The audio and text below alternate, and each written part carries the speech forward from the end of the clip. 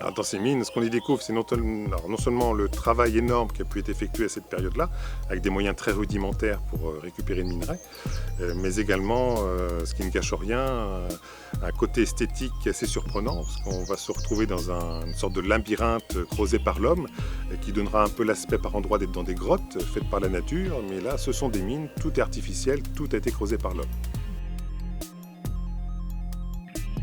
Alors, ces mines d'argent existent depuis très longtemps, depuis le haut Moyen-Âge. Elles ont été exploitées du début du 7e jusqu'à la fin du 10e siècle, à l'époque des Mérovingiens et principalement à l'époque des Carolingiens.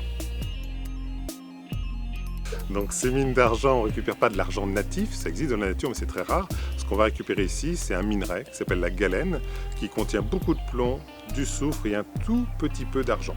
C'est grâce à cet argent qu'on va faire la monnaie de l'époque, les deniers et les oboles.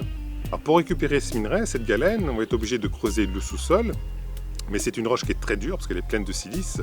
Du coup, ils seront dans l'obligation de faire une technique assez particulière, ils vont tout creuser en faisant du feu. Par cette méthode, ils vont récupérer le minerai, ils vont faire un premier tri dans les galeries, le sortir, le laver, le trier, le concasser et faire par la suite 2 étapes de métallurgie en le mettant dans des fours pour chauffer très fort afin de récupérer l'argent qui sera utilisé pour la monnaie. Alors, cette monnaie circulait dans tout l'Empire carolingien, mais également au-delà des frontières de l'Empire, parce que la valeur de la monnaie était par rapport à son poids de métal précieux.